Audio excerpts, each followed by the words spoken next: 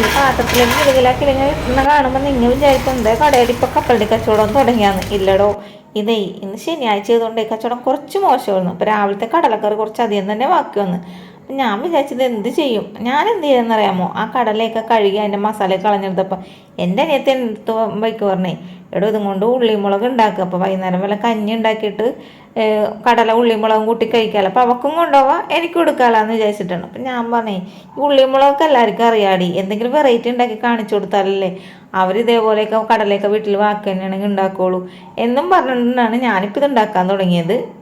ഞാൻ നോക്കുമ്പോഴേ ഉള്ളിവട ഉണ്ടാക്കിയ ബാക്കി കടലമാവ് ഇരിക്കണം. എന്നാൽ പിന്നെ നമുക്ക് കടലമാവ് വെച്ച് തന്നെ ആരംഭിക്കാമെന്ന് ഓർത്ത് 2 തവി പാത്രത്തിലേക്ക് ഇട്ട് കൊടുത്ത് 1.5 സ്പൂണ് അപ്പത്തിൻ്റെ അരിപ്പൊടിയില്ലേ അതും ചേർത്ത് കൊടുത്തിട്ടുണ്ട്.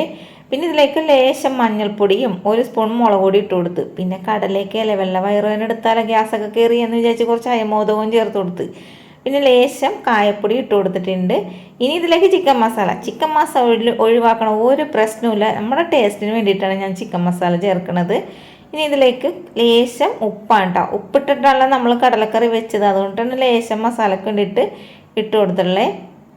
അപ്പോൾ എൻ്റെ കുഴക്കലൊക്കെ കാണുമ്പോൾ വലിയ അത്ഭുതമായിട്ട് തോന്നണ്ട. ആദ്യം തന്നെ ഞാൻ വിചാരിച്ചേ കുറേശ്ശായിട്ട് വെള്ളം ഒഴിച്ച് കുഴച്ചെടുക്കുക, കാരണം എന്താണെന്നറിയാമോ, ആദ്യമായിട്ട് ഉണ്ടാക്കണ കാര്യമല്ലേ എന്ന് വിചാരിച്ചിട്ടാണ് കുഴച്ചത്. പിന്നെ സ്പൂണൊക്കെ മാറ്റി കൈ കൊണ്ടായിട്ടാ കുഴ, എന്താണെന്നറിയാമോ, നമ്മളുടെ കൈ കൊണ്ടിട്ടുള്ള കുഴച്ചാലേ നമുക്കത് തൃപ്തിയായി തോന്നുള്ളൂ. അങ്ങനെ ഞാൻ ഇതേപോലെയൊക്കെ അടിച്ച് പതപ്പിച്ചൊക്കെ എടുത്തിട്ടുണ്ട്.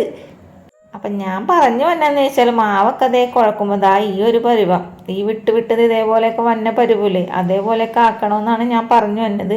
പക്ഷെ എല്ലാം പറഞ്ഞും പിടിച്ചും വന്ന് ഞാൻ എന്ത് ചെയ്തെന്നറിയാമോ, കടല കഴുകി വെച്ചത് ഊറ്റി വെക്കാൻ മറന്നു, അത് അങ്ങനെ തന്നെ ഇതിലേക്ക് എടുത്ത് കൊട്ടി. ആ കടലയുടെ അടിയിൽ ലേശം വെള്ളമുണ്ടായിരുന്നു. അപ്പോൾ അതുകൊണ്ടിട്ട് തന്നെ നമ്മുടെ മാവിൻ്റെ അളവുകളൊക്കെ തെറ്റിപ്പോയി, കാരണം ഇച്ചിരി ലൂസായിപ്പോയി മാവ്. അങ്ങനെ ഞാൻ പിന്നെ ഓർത്തേ ലൂസായല്ലേ ഉള്ളൂ, കുറച്ച് മാവ് ചേർത്താൽ മതിയല്ല, കടലമാവ് ഇവിടെ ഉണ്ടല്ല എന്നൊക്കെ വിചാരിച്ച് ഞാനതെല്ലാം കൂടി കുഴച്ച്, എന്നിട്ട് എന്ത് ചെയ്തെന്നറിയാമോ, കുറച്ചും കൂടി കടലമാവിലേക്ക് ഇട്ട് കൊടുത്ത്. പിന്നെ വേറൊരു കാര്യം, നിങ്ങളുടെ വീട്ടിൽ ഇതേപോലെ കടലക്കറി ഒക്കെ വാക്കുക തന്നെയാണെങ്കിൽ കഴുകിയിട്ട് ഇങ്ങനെ ഉണ്ടാക്കണമെങ്കിൽ ആ കടലൊന്ന് ഊറ്റി വെക്കാൻ മറക്കുക, എന്നിട്ട് അടിയിൽ വെള്ളം ഉണ്ടാകുക, എന്നെപ്പോലെ പൊട്ടത്തരം കാണിക്കാൻ നിൽക്കേണ്ട. അപ്പോൾ അത് കുഴച്ചവിടെ മാറ്റി വെച്ചിട്ടുണ്ട്. അതിൻ്റെ ഇടയിൽ ഞാൻ ഓയിൽ ചൂടാകാനായിട്ട് വെച്ച് കൊടുത്തിട്ടുണ്ടായിരുന്നു.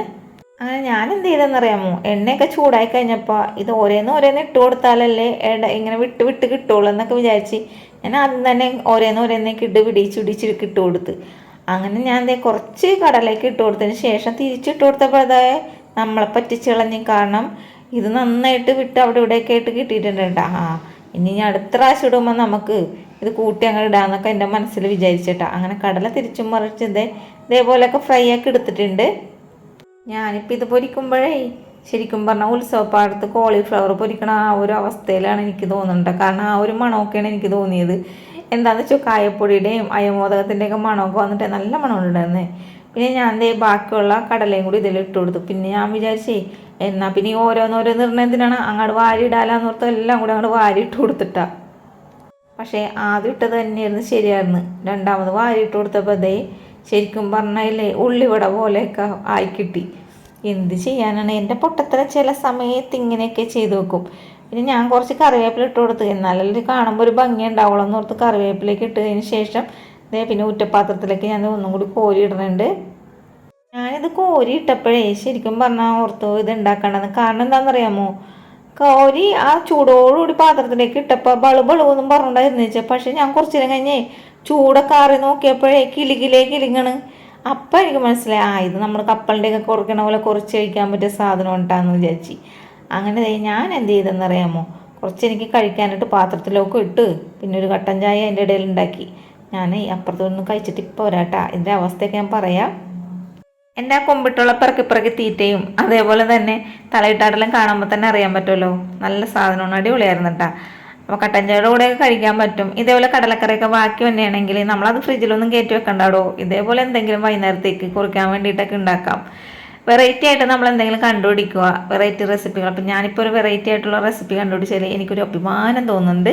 അപ്പോൾ വീഡിയോ ഇഷ്ടപ്പെട്ടാൽ ട്രൈ ചെയ്യാനും അതേപോലെ തന്നെ ചാനൽ സപ്പോർട്ട് ചെയ്യാനും ലൈക്ക് ചെയ്യാനും മറക്കരുത്. നമുക്ക് നാളെ നല്ലൊരു വീഡിയോസായിട്ട് നമ്മുടെ കടയിലെ റെസിപ്പി ആയിട്ട് ഓടിയെത്തുന്നതായിരിക്കും. Thank you.